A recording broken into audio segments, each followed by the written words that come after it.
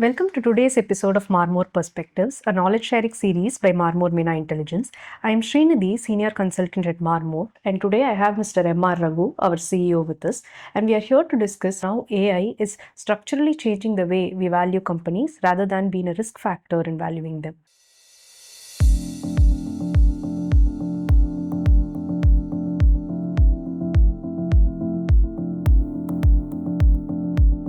Now that we have spoken a lot about the uncertainty that AI is adding to evaluations, what are the workarounds that you would suggest so that the valuations reflect the actual value in this new state of normalcy in this AI world?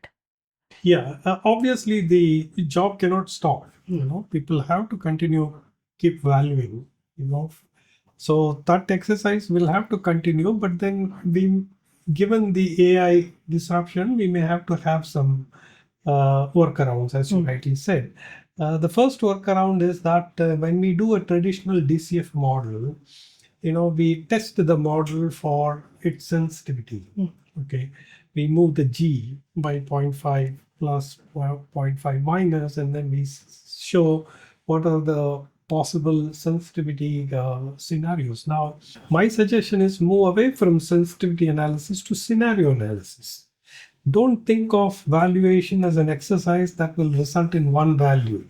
Okay, try to think of valuation as an exercise that can come and provide you with a range of scenarios. We can use advanced statistical tools like Monte Carlo simulation to do all this, the range analysis, but it's better to be vaguely right than being precisely wrong. So that's exactly what I'm trying to say here. And another probably workaround is that don't go too much into the future. Try to reduce your forecast period. Normally, analyst tends to have 5 years as the explicit forecast period, and anything beyond as perpetual forecast period. So make 5 years into 3 years, then at least you will be able to get a handle on the cash flows. So move away from sensitivity analysis into scenario analysis and try to reduce your forecast period from 5 years to 3 years. And in valuation, there is something called the sum of parts method, where we do DCF, we do relative valuation, and then we assign some weights and then get into the sum of parts. The relative valuation is highly market based, P ratio, P by B, and what have you. And analysts tend to give more weight to DCF than to relative because DCF appears to be technically very rigorous. You have a discount rate, you have a cash flow, it's very, it looks very appealing. So normally there is a temptation to give more weight. But when AI comes and disrupts the very cash flow that you want to forecast, I would rather give a little bit more weight to relative valuation because markets are final authorities. The market price, you cannot argue with it. There is always so much of news embedded into a market price.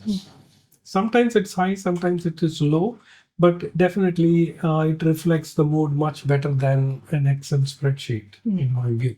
So I would rather give more weight to relative valuation rather than a DCF. Now that we have spoken a lot about valuing income generating assets like equities and bonds, what about valuing non income generating assets like gold and Bitcoin? Good question. And these are also asset classes that are gaining in prominence, especially gold. And how do you deal for non-income producing assets? My simple answer for that is that the value of a non-income producing asset is what you and I agree as value. Okay, you can't have a spreadsheet to back it because it doesn't produce any income. Okay. So it's a reflection of two investors' expectations at the end of the day. And the role of valuation is almost extremely limited here. Okay, it's what you and I think as value. Whereas in income producing assets, we have cash flows to really forecast and use and stuff like that. So I don't think the valuation conundrum has much changed for non-income producing assets because in any case the value is very subjectively determined between two people, the buyer and seller, Whereas in case of income producing assets, AI is coming and changing the landscape completely, in my view. Thank you for the insightful explanation. I believe this piece of research helps valuation professionals rethink on the traditional assumptions they have made in valuing the companies. Thank you very much, and see you all in the other episode. Thanks, Srinidhi, for Thank this you. opportunity. Thank you, all of you.